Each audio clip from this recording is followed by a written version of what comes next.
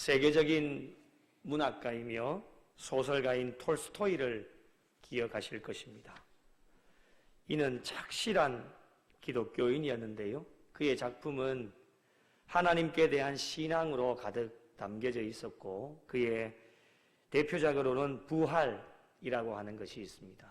이 톨스토이가 하루는 여행을 하던 도중에 작은 시골 마을 어느 오두막집에서 점심을 먹으려고 하는데 주인집 6살짜리 소녀가 톨스토이가 들고 다니는 가방이 마음이 들었던지 그것을 갖고 싶다라고 말을 하게 되어집니다. 엄마는 딸을 꾸중하면서 그렇게 하면 안 된다라고 이야기하면서 엄마가 예쁜 가방을 너에게 사주겠다라고 이야기하면서 그 가방은 톨스토이 그 손님의 것이니까 안 된다라고 말을 합니다. 그래도 이 어린 소녀는 아랑곳하지 않고 계속해서 그 톨스토이에게 가방을 달라고 떼를 쓰고 애를 쓰고 난리가 납니다. 울며 졸라댑니다. 난감해진 톨스토이는 어린 소녀를 달래면서 소녀야, 이 가방은 우리 가문의 자손 대대로 내려오는 가정 보물인데 이 가방 속에는 소설 자료와 그리고 내가 여행에 필요한 물건이 들어있으니 지금은 너에게 줄 수 없지만 4일만 기다려주면 내가 여행을 마치고 돌아와서 이 가방을 너에게 꼭 주겠다라고 약속을 하게 되어집니다. 약속을 들은 이 어린 소녀는 금방 울음을 그치고 빵긋 웃으면서 끄덕끄덕 고개를 끄덕입니다. 알겠다는 것이죠. 4일을 기다리겠다고 하는 거예요. 톨스토이는 4일 후에 여행을 마치고 돌아오는 길에 약속한 대로 소녀에게 가방을 주기 위해서 다시 방문을 하게 되었습니다. 그런데 이게 웬일입니까? 어머니가 톨스토이에게 이제 가방을 줄 필요가 없게 되어졌습니다 라고 이야기를 하는 것이었어요. 어떻게 된 일인지 자초지정을 물어보게 되어지니까 어린 딸이 3일 전에 갑자기 세상을 떠났다라고 하는 이야기였습니다. 한참 생각에 잠긴 톨스토이는 마음이 아프기도 하고 그때 내가 줬으면 참 좋았을 텐데 여러 가지 많은 생각들이 참 생각이 나서 한참을 생각을 하다가 어떻게 하면 좋을까 이렇게 이야기를 합니다. 그렇다면 어린 딸의 무덤을 알려주시면 내가 이 가방을 그 무덤 앞에 놓고 가겠습니다. 그렇게 이야기하자 어머니는 그렇게까지 할 필요는 없습니다. 이미 딸은 죽어서 내 곁을 떠났기 때문에 그렇게 하실 필요는 없습니다. 톨스토이 자신의 그 당신의 마음은 참 감사하지만 그렇게까지는 할 필요가 없습니다. 라고 이야기를 하자 톨스토이는 이렇게 이야기를 합니다. 어린 소녀는 세상을 떠났지만 제 자신이 소녀에게 한 약속은 아직 살아있습니다. 파괴되지 않았습니다. 이렇게 말을 하면서 가방을 소녀의 무덤 앞에 가져다 놓고 가게 되었다라고 하는 이야기입니다. 사람과의 약속은 당사자가 죽어도 약속은 살아있다 라고 하는 것을 보여주는 일화였습니다. 사람들은 살아가면서 셀 수도 없이 많은 약속을 하면서 우리는 살아갑니다. 오늘도 수없이 많은 약속을 사람들과 하면서 살아갔을지도 모릅니다. 그 약속한 것 가운데는 굉장히 중요한 약속들도 있겠지만은 또 한편으로 바라보게 되어지면 아주 작은 하찮은 사소한 약속도 있을 것입니다. 그러나 중요한 것은 약속이라고 하는 것은 크든지 작든지 지켜야 하는 것이 약속입니다. 사람과 사람과의 약속을 잘 지켜야 사람 구실을 할 수 있다고 하는 것이죠. 그렇다면 우리 신앙인들에게는 어떻겠습니까? 사람과 사람과의 약속도 있지만 우리에게 또 한 가지의 약속이 있습니다. 그것은 바로 하나님과 나와의 관계 속에서 맺어진 약속이겠죠. 세상 사람들에게는 이 약속이 없습니다. 우리에게만 주어져 있는, 하나님을 믿는 성도들에게만 주어져 있는 그 하나님과 나와의 관계 속에서 맺어져 있는 약속이라고 할 수 있는 것이죠. 우리를 향한 하나님의 약속이 무엇이겠습니까? 굉장히 많은 것이 있겠지만 가장 중요한 약속은 무엇이냐? 하나님께서 저와 여러분을 사랑해 주셔서 독생자 아들 예수 그리스도를 우리에게 이 땅 가운데 보내어 주시겠다라고 하는 약속입니다. 그것이 아마 우리 신앙인들에게는 가장 큰 약속이 아니겠나 생각을 해보게 됩니다. 우리 하나님은 약속을 지키셨습니다. 이 땅 가운데 하나밖에 없는 아들 독생자 예수 그리스도를 이 땅 가운데 보내어 주셨고, 그뿐만이 아닙니다. 예수님은 온 인류를 위하여서 십자가도 지셨습니다. 이 은혜가 저와 여러분에게 있다라면 오늘날 우리의 삶은 어떠해야 할까요? 주님과의 약속을 잘 지킬 수 있어야 됩니다. 이것이 우리의 신앙생활의 전부입니다. 사람과 사람과의 약속을 잘 지켜야 사람을 구실을 해낼 수 있다고 조금 전에 말씀을 드렸습니다. 마찬가지로 천지 만물을 지으시고 통치하시고 다스리시는 하나님과의 약속을 잘 지키는 자가 되어져야 신앙인으로서의 제대로 된 구실을 할 수 있다라고 말씀을 드릴 수 있습니다. 약속을 지키지 않는 자를 어떻게 하나님의 자녀라고 이야기할 수가 있겠습니까? 우리의 자신의 삶을 한번 살펴보십시오. 하나님과 나 사이에 말씀으로 맺어진 약속의 이 관계 속에서 얼마만큼 내가 하나님의 말씀에 순종하면서 살아가고 있는지 저와 여러분의 신앙의 삶을 한번 점검해 보시라는 거예요. 인간으로서의 사람의 구실을 잘 하고 있는지, 그리고 신앙인으로서 제대로 된 신앙생활의 구실을 잘 하고 있는지, 지금 이 순간 하나님께서 나와 저와 여러분을 불러가신다면 하나님 앞에 섰을 때에, 마지막 심판대 앞에 섰을 때에 하나님은 저와 여러분을 무엇이라고 평가해 주실까? 너 왜 약속 지키지 않았느냐? 물으신다면 떳떳하게, 담대하게, 자신 있게 우리의 삶을 주님 앞에 드릴 수 있을까라고 하는 것입니다. 오늘도 하나님과 나와 맺어진 언약은 변함이 없습니다. 변하지 않아요. 하나님께서는 약속을 절대로 파기하시지 않습니다. 우리가 어떤 죄를 짓고 못난 짓을 해도 우리 하나님은 우리와의 약속을 절대로 파기하시지 않습니다. 파기하셨다면 저와 여러분이 오늘 이 밤에 이 수요 기도회에 예배를 드릴 수가 없습니다. 약속을 파기하는 사람들은 저와 여러분들입니다. 하나님은 절대로 약속을 파기하시지 않습니다. 하나님께서는 끝까지 약속을 이행하시는 분이십니다. 그러므로 우리 또한 하나님과의 약속을 지키는 일에 생명을 걸고, 그것이 크든지 작든지 중요하든지 중요하지 않든지 어떠한 약속이라도 하나님 앞에 나와의 관계에 맺어진 약속이 있다라면 그 약속을 지키는 일에 생명까지 걸 수 있는 신앙의 삶이 되어져야 하나님께 은혜를 받고 복을 받습니다. 여러분, 우리 수평적인 사람들과의 관계도 한번 보십시오. 사람과 약속하면 그거 지키려고 얼마나 많이 노력합니까? 최선의 노력을 다합니다. 그거 지키지 않으면 신뢰의 관계가 깨어지기 때문에 관계성이 떨어질 수밖에 없는 겁니다. 잘 붙어 있으려고 하는 마음을 가지고서라도 사람과 사람과의 약속을 잘 지키려고 노력하는데, 하물며 천지 만물을 지으시고 우리를 사랑해 주시고 은혜와 복을 주시는 하나님과의 약속의 관계가 있는 우리 모두가 말씀대로 살지 않는다면 우리가 하나님의 자녀라고 어떻게 이야기를 할 수가 있겠습니까? 그러므로 하나님은 어제도 오늘도 내일도 우리와의 약속을 파기하시지 않습니다. 그러나 그것을 이용하면 안 됩니다. 언젠가는 때가 있기 때문에 이용하지 마시고, 오늘도 부족하고 연약하지만 하나님과 나와의 맺어진 그 약속의 말씀을 잘 실천하고 순종할 수 있는 신앙의 삶이 되어야 합니다. 주님께서는 오늘 이 시대를 살아가는 저희들에게 또 약속을 한 가지 해주십니다. 그것이 무엇입니까? 주님 다시 오실 것이라고 하는 약속입니다. 십자가를 지시고 죽으시고 부활하시고 귀한 사역을 감당하시다가 제자들에게 지상 대명령을 허락해 주시고 승천하셨고 우리는 주님 다시 오실 것의 약속을 말씀을 믿고 십자가의 길을 달려갑니다.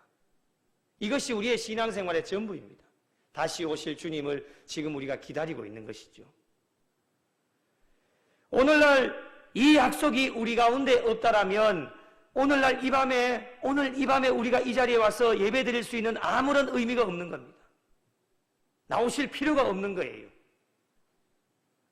우리가 확신하는 것은 무엇이냐? 주님은 약속을 지키신다라고 하는 것이죠. 그러므로 우리 또한 주님 다시 오실 때까지 약속의 말씀을 지키면서 일어나 달려가는 성도들이 되어야 합니다. 이 약속의 말씀을 분명하게 우리에게 다시 오실 것이다 라고 말씀해 주셨기 때문에 언제 오실지는 모르지만 다시 오시리라 약속해 주신 그 약속의 말씀을 믿고 우리의 가슴 속에 늘 그 말씀대로 순종하면서 지키면서 달려가야 하나님께 은혜와 복을 받습니다. 오늘 저희가 읽은 시편 110편의 말씀이 바로 이런 말씀인데요. 다윗의 시인데 구원자가 되시는 메시아 예수 그리스도의 통치와 심판에 관하여서 약속의 말씀을 주십니다. 이 약속대로 주님이 이 땅 가운데 오셨습니다. 그 약속을 지키신 거죠. 십자가를 지시고 부활하시고 승천하셔서 재림의 심판자로 다시 오실 것을 다윗은 예언하고 있습니다. 이것이 지금 순차적으로 잘 진행이 되어져서 이 약속 또한 하나님이 변하지 않으시고 하나님의 때가 되어졌을 때에 그 약속대로 다 이루어지게 하셔서 이제 마지막 단계인 다시 오실 주님을 우리가 대망하면서 이 시대를 살아가고 있습니다. 그렇다면 다윗의 예언의 구원자이신 메시아는 어떠한 분일까? 영원한 왕으로 오시는 분이신데 모든 만물을 통치하시고 다스리시는 분으로 오신다. 지금 우리가 다시 오실 주님을 기다리고 있는데 그 주님이 어떠한 분이신가를 말씀하고 있는 겁니다. 오늘 말씀 1절을 한번 보십시오. 1절 같이 읽으실까요? 시작. 여호와께서 내 주에게 말씀하시기를 내가 내 원수들로 내 발판이 되게 하기까지 너는 내 오른쪽에 앉아 있으라 하셨도다. 아멘. 하나님이 말씀하시는데 내 오른쪽에 앉아 있어라. 어디서 많이 보던 구절인 것 같지요?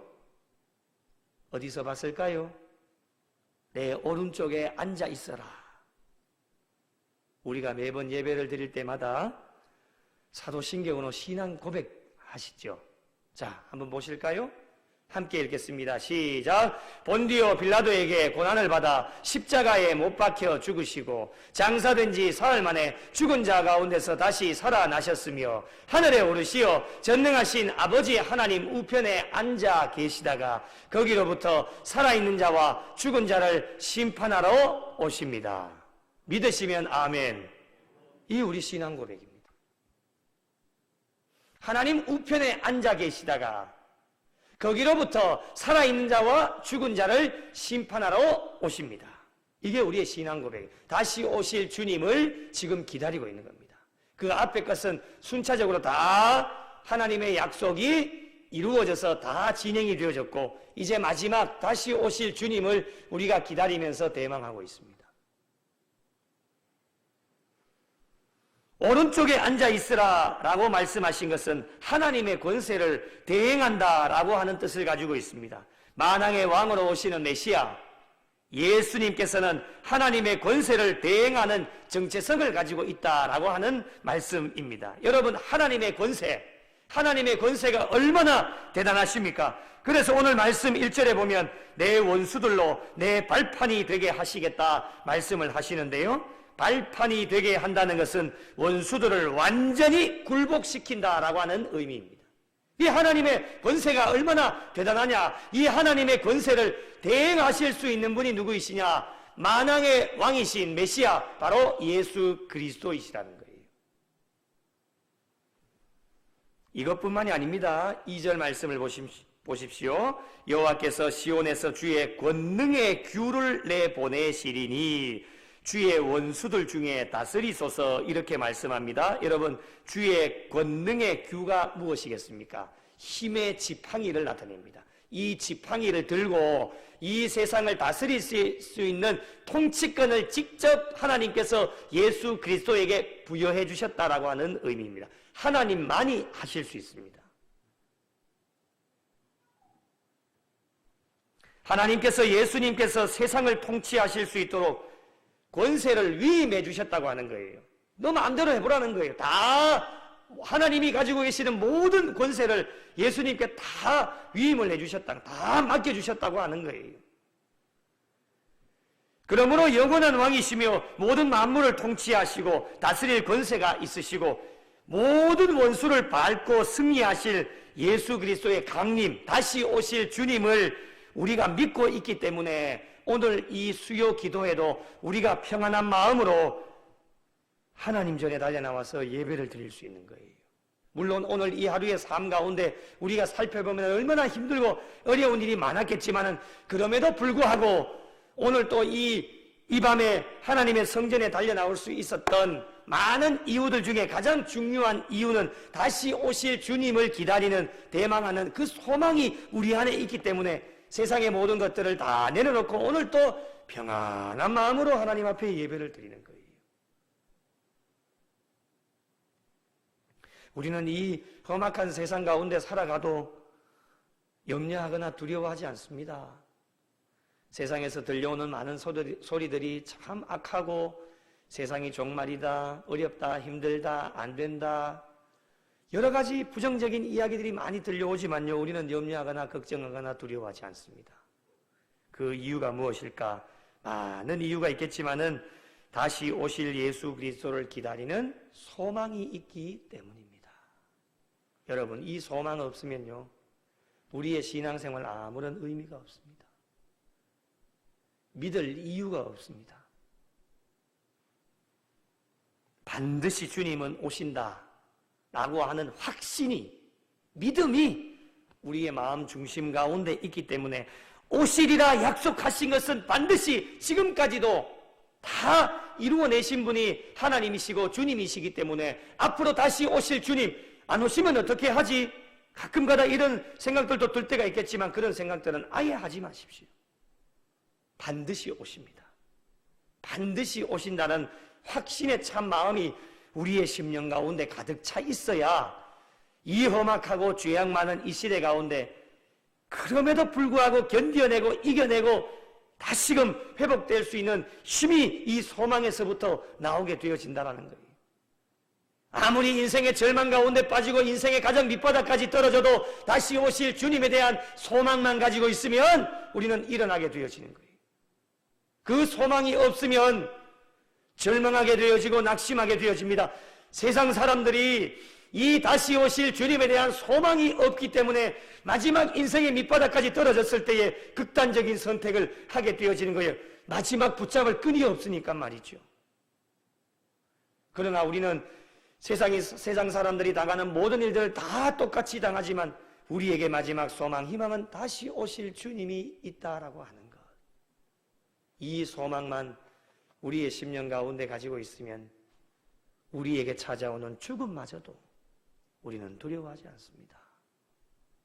다시 오실 주님 오면 얼마나 반갑게 우리가 맞이하면 되지 않습니까?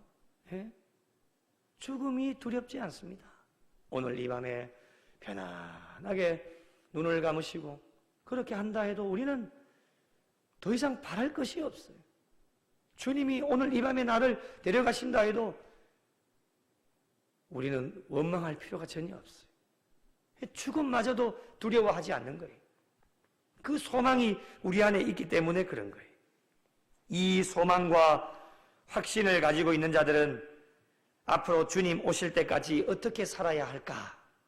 오늘 3절에 그 답을 주십니다. 3절, 여러분 아주 많이 보셨던 말씀이실 텐데요. 한번 읽어보겠습니다. 같이 읽겠습니다. 시작. 주의 권능의 날에 주의 백성이 거룩한 옷을 입고 즐거이 헌신하니 새벽의 설 같은 주의 청년들이 주께 나오는 도다. 아멘. 다시 오실 주님에 대한 소망을 가지고 오늘부터 시작하여 마지막 종착역인 천국에 가는 그 순간까지 우리가 어떻게 신앙생활을 해야 될 것인가, 그 답을 3절 한 절에 우리에게 그 답을 주고 계십니다. 자, 주의 권능의 날, 주의 권능의 날이 언제입니까? 예수님께서 만왕의 왕으로 재림하시는 날이 주의 권능의 날입니다.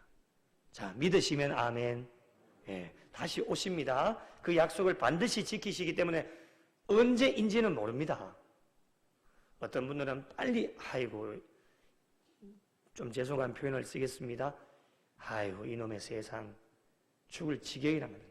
빨리 주님 오셨으면 좋겠다는 거죠. 근데 그것도 우리 뜻대로 안 됩니다. 예.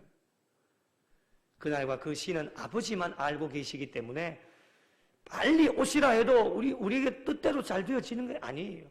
조금 늦게 왔으면 좋겠다. 그건 자신 마음이고 본인의 생각이고 하나님의 생각과 사람의 생각이 다르듯이 언제인지는 모릅니다. 그러나 확실한 것은 주의 권능의 날, 만왕의 왕으로 오시는 예수 그리스도가 재림하시는 날은 반드시 있다고 하는 것. 그것이 우리의 마음속에 있어야 됩니다. 이 주의 권능의 날에, 이 날에 예수님께서 하나님께로 모든 통치권과 권세를 위임받으셨다라고 분명히 말씀을 하셨죠. 위임받았기 때문에 영광스러운 모습으로 오시게 되는 거예요. 언젠가는 그날이 오기 때문에 우리 성도들은 두렵고 떨리는 마음으로 항상 깨어 기도하면서 그날이 도적같이 이른다라고 우리에게 말씀하시지 않습니까? 그래서 잘 준비를 하고 신앙생활을 해야 됩니다. 예수님께서 재림하시는 그날에 성도들은 거룩한 옷을 입어라.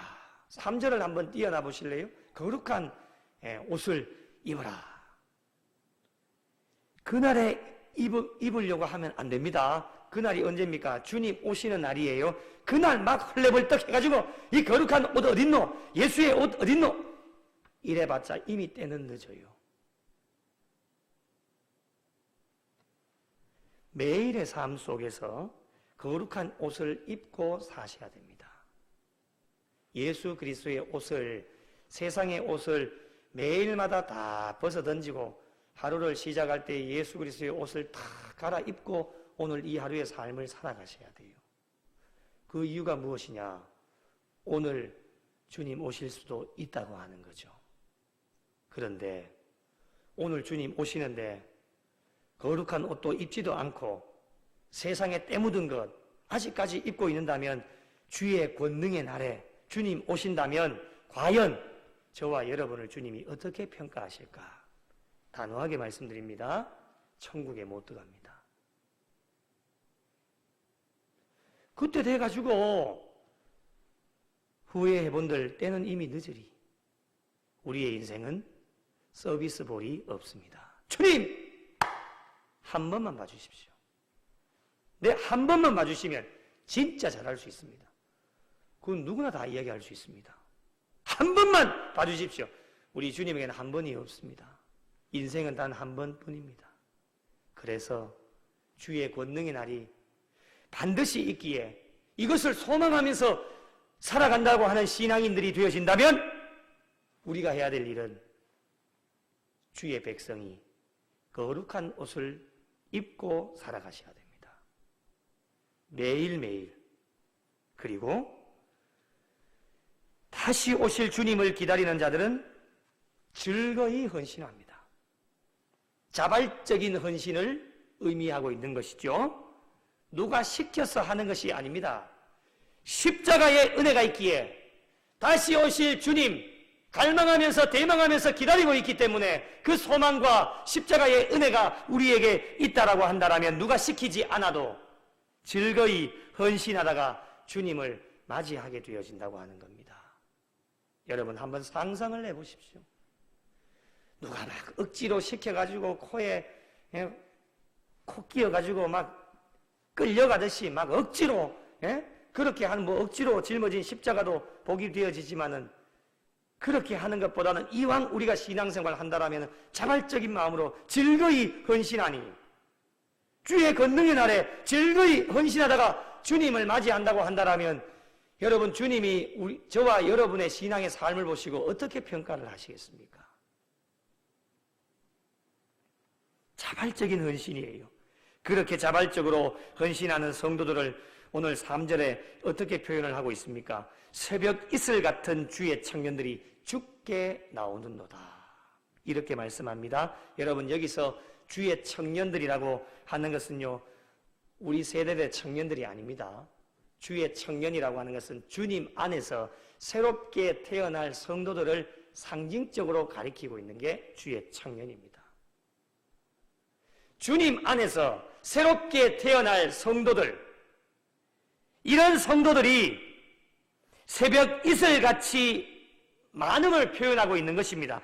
앞으로 주님께서 저와 여러분에게 원하고 계시는 것이 무엇일까요? 오늘부터 시작해서 우리의 마지막 종착역인 천국을 향하여서 달려갈 때에 다시 오실 주님을 기다리면서 날마다 부족하고 연약하지만 날마다 거룩한 옷을 입고 즐거이 헌신하면서, 그리고 예수 그리스도 안에서 변화되어진 성도들이 새벽 이슬, 여러분 새벽에 한번 나가보십시오. 풀숲에 이슬들이 얼마나 많습니까?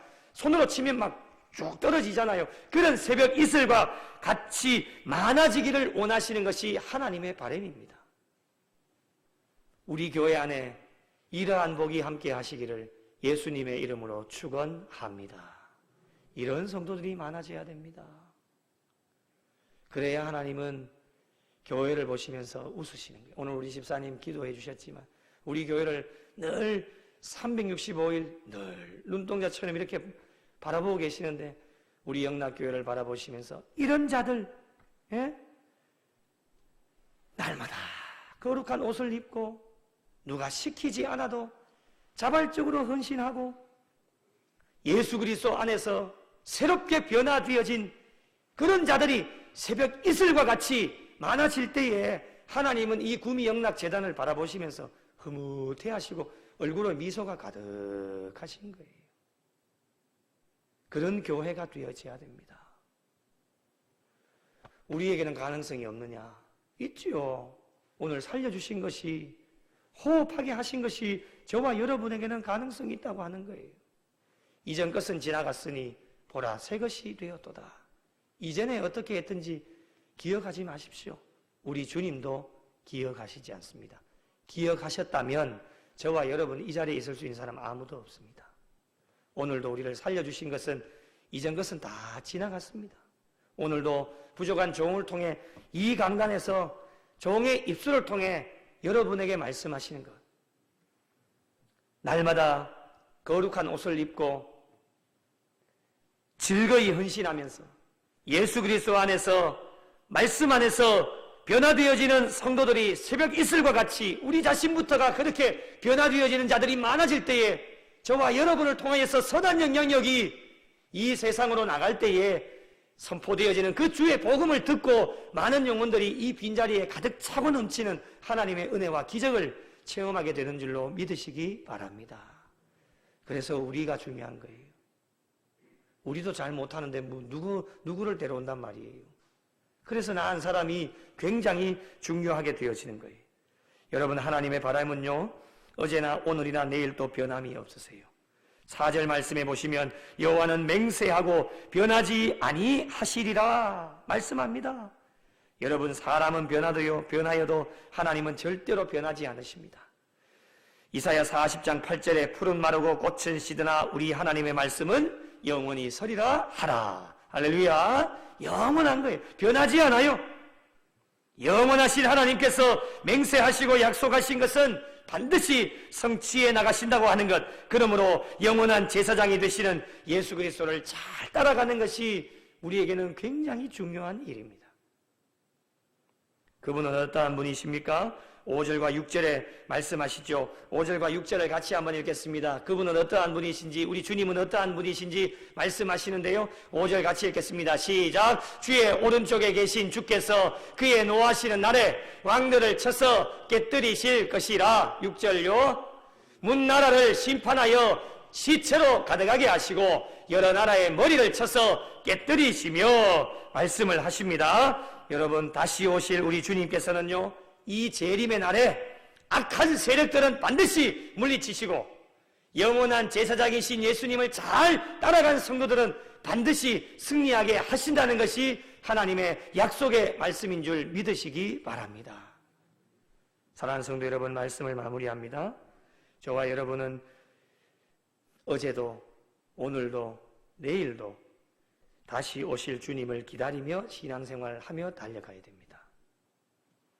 언제 오실지는 아무도 알 수 없습니다. 하나님 아버지만 알고 계십니다.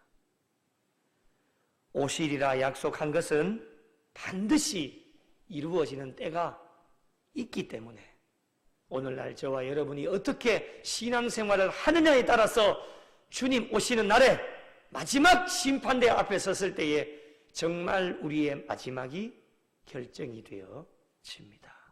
아직까지는 부족한 종도 어떻게 될지 알 수가 없습니다. 종의 마지막은 오직 하나님만이 알고 계십니다. 그러기에 오늘도 두렵고 떨리는 마음으로 코람되어 하나님 앞에서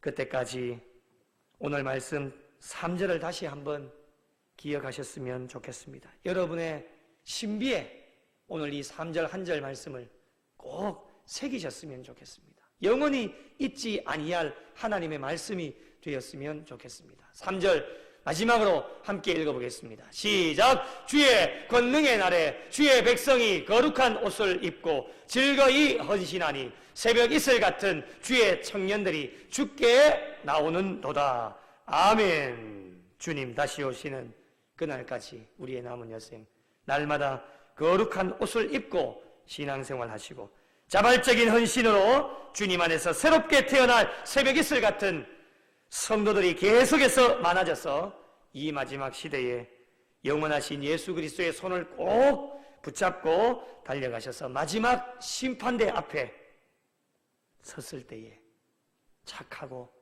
충성된 종아 잘하였도다 칭찬받고 인정받을 수 있는 종들이 되어질 수 있도록 재림으로 완성될 하나님의 나라를 꿈꾸시면서 소망하며 남은 여생도 달려가시는 우리 구미 영락교회와 속하여진 모든 성도들이 되시기를 예수님의 이름으로 간절히 축원합니다.